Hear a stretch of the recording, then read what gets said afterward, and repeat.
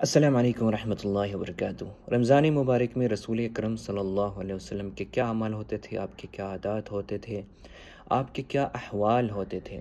حضرت ابن عباس رضی اللہ تعالیٰ عنہ سے روایت ہے کہ رسول اکرم صلی اللہ علیہ وسلم رمضان مبارک میں بہت زیادہ سخی ہوا کرتے تھے۔ کان رسول اللہ صلی اللہ علیہ وسلم اجود الناس، اللہ کے نبی صلی اللہ علیہ وسلم لوگوں میں سب سے زیادہ سخی عام حالت میں بھی ہوتے تھے۔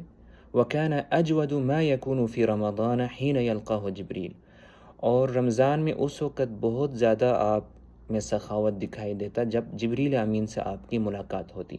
وَكَانَ جِبْرِيلُ، اور جبریل علیہ السلام يَلْقَاهُ فِي كُلِّ لَيْلَةٍ مِّن رمضان، رمضان کی ہر رات آپ سے ملاقات کرتے، آپ سے ملتے۔ فَيُدَارِسُهُ الْقُرْآنَ، اور آپس میں ایک دوسرے کو قرآن سناتے۔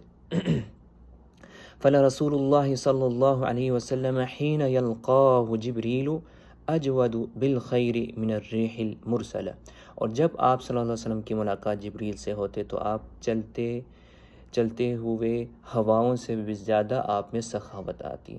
تو آپ صلی اللہ علیہ وسلم رمضان میں دیگر اعمال کے ساتھ عبادات، قیام اللیل، تلاوت قرآن پاک کے ساتھ ساتھ النفقہ، خرچ کرتے غریبوں پر، محتاج لوگوں کا خیال رکھتے اور غرباء کا خیال رکھتے اور صدقہ و خیرات کرتے، اور بہت زیادہ سخاوت کے ساتھ صدقہ اور خیرات کرتے۔